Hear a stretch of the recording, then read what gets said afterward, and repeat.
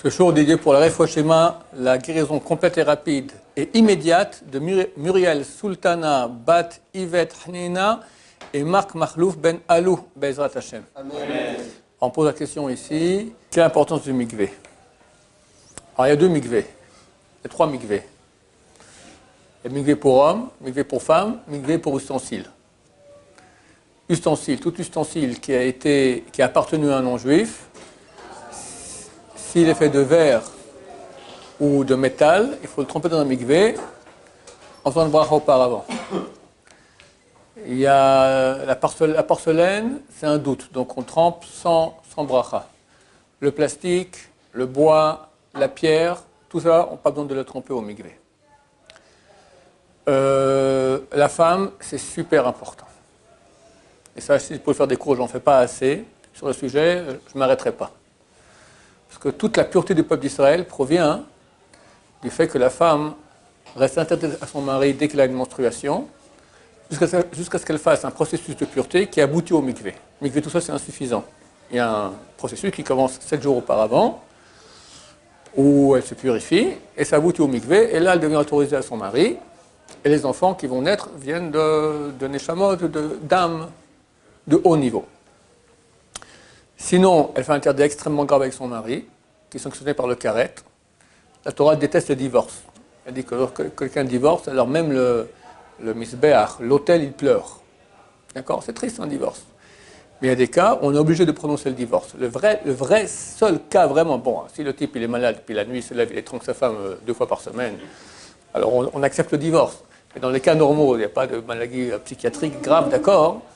Alors le seul cas où on doit prononcer un divorce, c'est dans le cas où l'homme ou la femme, refuse de pratiquer. Un veut, l'autre ne veut pas. C'est tellement grave la relation, ou même tout contact physique, mais en tout cas la relation, lorsque la femme n'a pas été purifiée au mikvé, que mieux vaut un divorce. Donc c'est extrêmement grave. Et il reste le mikvé pour homme, qui n'est pas du tout obligatoire, mais conseillé. C'est bien. C'est écrit qu'aucune mitzvah peut amener autant de pureté que ce que peut amener le mikvé. Je parle pour hommes et pour femmes aussi, bien sûr. Alors pourquoi? Qu'est-ce que c'est que ce mikvé? C'est un bassin d'eau. Qu'est-ce qu'il y a de si spécial? Pour une bonne douche, rien à voir. Le mikvé est construit de façon à ce que l'eau qui est là-bas n'a pas été puisée. Il n'y a pas eu une intervention humaine.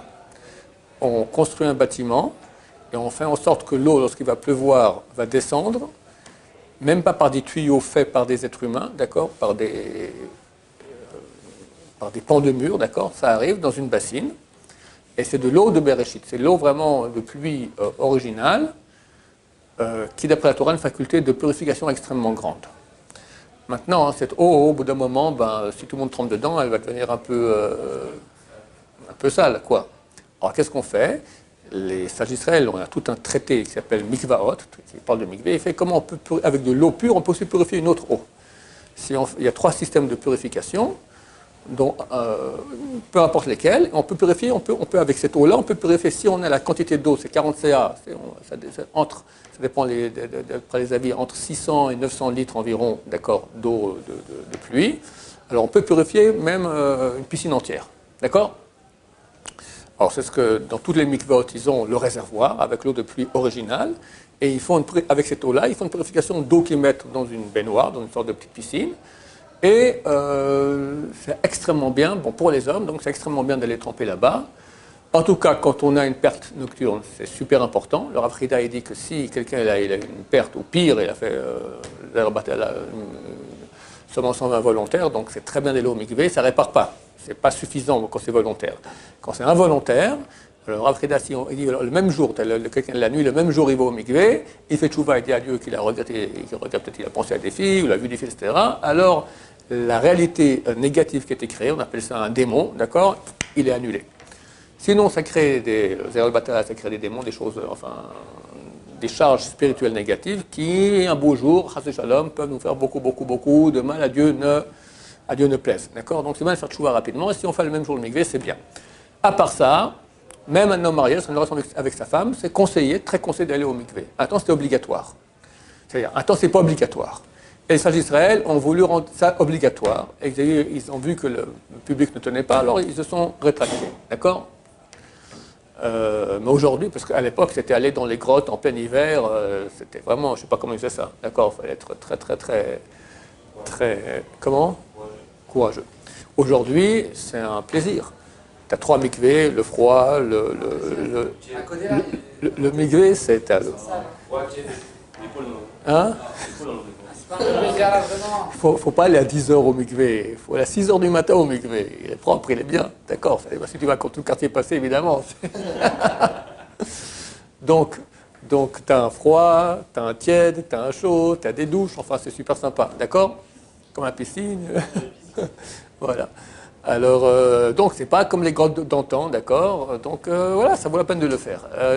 En Israël, dans les quartiers orthodoxes, il y a 10 mikvés par quartier, d'accord? Bon, j'exagère, 5-6 mikvés par quartier. Dans les autres villages, un peu moins. À l'étranger, encore un peu moins, mais celui qui peut, c'est toujours bien. Maintenant, pourquoi le mikvé, il est mikvé? Alors, il y a des très grands secrets là-dedans. C'est certain qu'on ne connaît pas l'impact des choses. Au niveau des lettres, on peut un peu expliquer. La dernière lettre du nom de Dieu, c'est un Hey, correspond à la Shrina, et on dit qu'elle est en galoute, en exil. D'accord? Maintenant, chacun de nous aussi, il est créé à l'image de Dieu. Il a en lui les 4 lettres du nom de Dieu, et la dernière, elle peut aussi partir en galoute. C'est le cas de la Nida, la femme qui reçoit une menstruation. Alors, Nida, c'est fait de mot Nad Hey. Nad signifie partie, en exil, s'exiler, d'accord? Dieu maudit Caïn, après qu'il a tué Hevel. Na va nad, tu bougeras, nad, en exil toujours, d'accord? Nad signifie être en exil. Nad Hey, que le Hey, il est parti. Pourquoi il est parti? Qu'est-ce qu'elle a fait, la pauvre dame? D'accord? En fait, c'est quoi la pureté, c'est quoi l'impureté? Alors, on ne sait pas exactement. Mais la pureté a à voir avec la vie et l'impureté a à voir avec la mort. Beaucoup d'impuretés proviennent ou d'un homme mort, ou d'un animal mort, ou d'un reptile mort, d'accord? Le manque de vie. Maintenant, c'est quoi une menstruation? C'est en fait une femme, lorsqu'elle peut tomber enceinte, les parois de ses organes sexuels se remplissent de sang pour recevoir un ovule qui était fécondé et faire un petit bébé. S'il n'y a pas eu de fécondation, les parois se désagrègent et ça provoque le sang des menstruations. Donc en fait, une menstruation, c'est un potentiel de vie qui n'a pas été réalisé. C'est donc un raté. Ça s'appelle un raté, c'est moins de vie. D'accord? Tu as une vie qui pouvait arriver. Maintenant, plus la vie qui pouvait arriver est grande, plus le raté il est grand. D'accord? Qu'est-ce qui est plus vide? Un verre ou un tonneau? Tu dis, les deux sont vides. Ouais, mais le vide le plus grand est dans le tonneau, parce qu'il y a une quantité potentielle beaucoup plus grande. D'accord? Alors, tu as des petites impuretés, tu as des grandes impuretés. Quand il s'agit de pouvoir amener la vie à un être humain créé, voilà, chacun de nous, on sera quand même pour quelqu'un, d'accord? On est des nuls. On ne se prend pas pour des nuls, on se prend pour des gens bien. Regarde ta vie, regarde tout ce que c'est. Tout ça, ça aurait pu être, ça a été réalisé, ça aurait pu ne pas être réalisé. Le manque qu'il y a eu lorsque ça n'a pas été réalisé, bien que ce n'est pas de notre faute, des fois où elle n'est pas mariée, où elle a déjà qu'est-ce que j'en sais moi, 40 000 raisons, d'accord? Mais en tout cas, en fin de compte, il y a ici un potentiel de vie qui n'a pas été réalisé, donc ça met sur la personne une impureté, qui fait que cette lettre Hey, cette partie d'elle-même, de son âme, part. Par le mikvé, ça revient. Pas que le mikvé, comme je dis, il y a tout le processus de purification. Le mot mikvé, je vais vous expliquer comment ça correspond. Cela, ce sont 4 lettres. Mem, kuf, vav, hey. Mem, c'est maim, c'est de l'eau. Mem, mam, maim, c'est la même lettre. D'accord? Cave, c'est comment on dit en français un cave? Une ligne. Hey, vers le hey. Le mikvé, il tend une ligne vers le hey et le rapproche, et le ramène. Quand la dame trempe dans le mikvé, elle rentre impure, elle ressort pure. Un homme qui veut se convertir au judaïsme, d'accord, il va devant un tribunal rabbinique, il pose quelques questions, il accepte de devenir juif, il trempe au mikvé, avant de rentrer, c'est Mohammed ou Christian de la Croix, il ressort, c'est Moshe ou. Il a reçu une âme en plus. Donc c'est une faculté de changer la personne totalement. Toutes les bénédictions qu'on fait, on le fait avant la mitzvah. La seule qu'on fait après la mitzvah, c'est le converti. Parce qu'avant de faire, bien que lui, il est venu à la yeshiva, bon non, on ne sait pas les non-juifs en voie de conversion aujourd'hui, mais le type, tu le vois déjà, la totale. La totale. Il est, tout ce que tu veux, tu ne veux pas, il le fait, d'accord? Super, mais il n'est pas juif. Alors comment il fait pour faire la bracha? Asher Kiddeshanu, il nous a ordonné, Dieu nous a sanctifié, ordonné, qui t'a sanctifié, qui t'a ordonné? Rien du tout. Il sort du mikvé, 30 secondes après, il fait la bracha. Mais il y a 30 secondes, il ne pouvait pas. Mon cher ami, il est passé au mikvé, ça a complètement changé. Il a reçu une âme en plus, donc c'est une faculté extraordinaire. Donc quand on rentre au mikvé, la femme le reçoit, les parties d'âme qu'elle n'avait plus reviennent en elle. Et là, elle est pleine de vie. Elle a 4 lettres du nom de Dieu en elle, le hey du nom de Dieu, d'accord? Qui lui manquait. Et là, donc, elle a ce qu'on appelle l'impureté. Et l'homme aussi. Comme je vous ai dit, il n'y a aucune mitzvah qui peut amener autant de pureté. Je dis, c'est pas obligatoire le mikvé. Et il y a des mitzvot, les autres mitzvot, donc ça donne un plus grand mérite. Mais au niveau de la purification, le mikvé, il n'y a pas mieux que ça. L'étude de Torah? L'étude de Torah, j'allais le dire. À part l'étude de Torah. L'étude de Torah, c'est comme un feu. C'est encore plus que cela. Fais les deux. Oui. Le Rav Avodia Yosef et le Rav Ben Abba Shaul, des années, ils étudiaient ensemble le vendredi. Du matin, très tôt, jusqu'à l'alarme, la sonnette de Shabbat, 40 minutes avant Shabbat. Dans ces 40 minutes, tu as 20 minutes avant Shabbat, ils font mincha. Il reste 20 minutes. Qu'est-ce qu'on fait pendant ces 20 minutes? Alors Ben Sion, elle est au mikvé. Ramadé, il n'allait pas, il continue à étudier. Gagner les 20 minutes. C'est une marloquette. Quand même mikvé, mais le rabbi de a dit mikvé doit être 6 minutes. 6 minutes. Je sais pas comment il faisait, hein. Super rapide, pour pas de son temps. Torah, d'accord. Maintenant, bon, nous, toi et moi, on n'est pas qui est comme le rabbi de le rabbi. C'est juste chaque seconde cette étude de Torah. Alors, les gens qui perdent leur temps à oui pour un non, au mikvé, c'est certain que ça ne peut pas faire de mal. Oui, il y avait une question.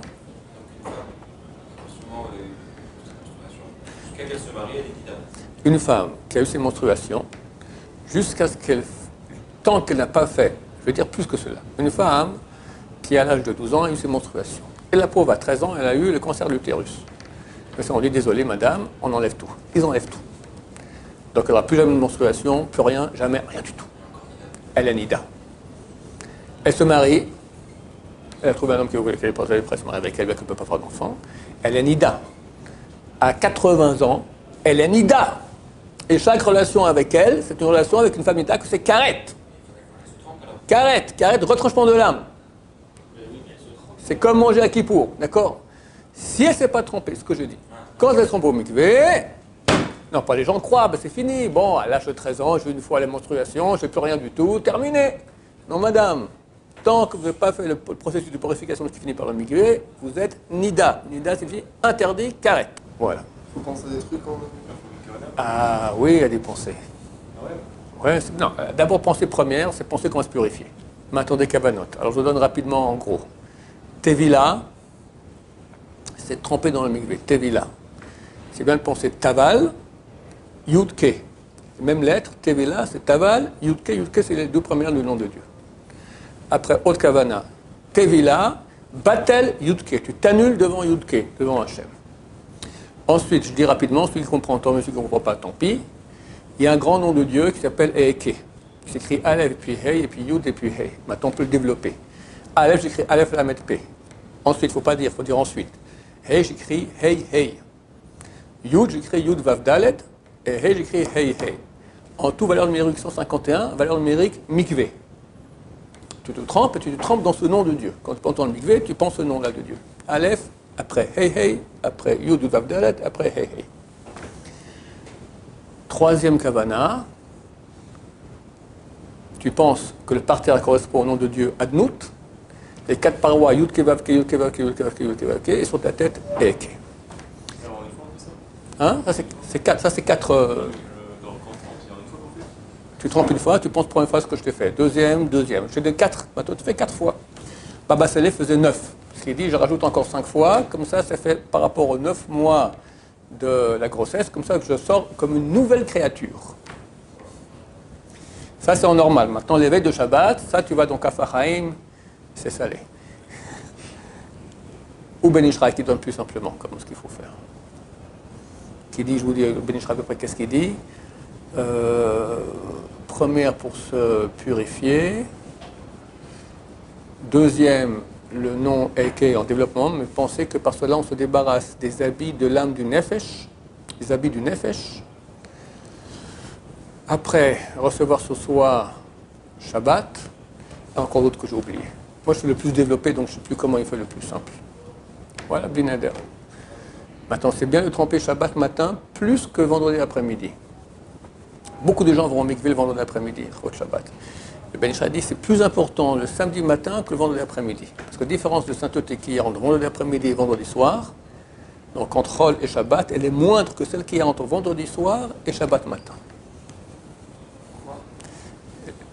Tu dis quoi, tu connais toi en sainteté, en Kedusha, qui, quoi, comment? Un, c'est dans un certain monde de Kedusha, l'autre, c'est un autre monde de Kedusha. Tu vois bien que dans la prière, tu dis, le soir, tu dis Veinu Chuvba, Veinu Chubba. Et le matin, tu dis Veinu Chubbo. Un féminin, un masculin. C'est des mondes différents. Le soir, on est dans le féminin, après, on passe dans le masculin qui est beaucoup plus haut. Dans la prière, c'est qu'on reçoit les Supplément d'âme. Alors, il y a, le soir, on reçoit. Quand on fait Boikala, Boikala, après, on fait à voix basse Boikala, Shabbat Malketa. On se prosterne, on pense recevoir supplément d'âme du Nefesh. Quand on dit Barechou, c'est la seule fois où pour nous le Kaddish, on se met debout. Les Sfaradim, on est toujours assis. Debout pour recevoir supplément de Ruach de Shabbat quand tu dis Barechou d'Hashem Avoach. Et quand tu dis Ufros alenu Kriyat Shomecha dans la 4e bracha de Kriyat Shema, Ufros alenu, tu te lèves pour penser supplément de Neshama de Shabbat. Ça, c'est le vendredi soir. Samedi matin, Nishmat Kol Chai, tu penses recevoir le supplément de Nefesh de Shabbat, plus il y a des choses à penser. Je vous l'ai dit, c'est un peu compliqué. C'est marqué dans le Sidourim. Il faut avoir le souffle long. Nishmat, Kol, Chai, penser toutes ces choses-là. Après, quand tu dis Hashem Satatif Tarofé Agid Tehilatecha, tu penses avoir le supplément de Ruach de Shabbat, soit Shachit, soit si tu oublies à Moussaf.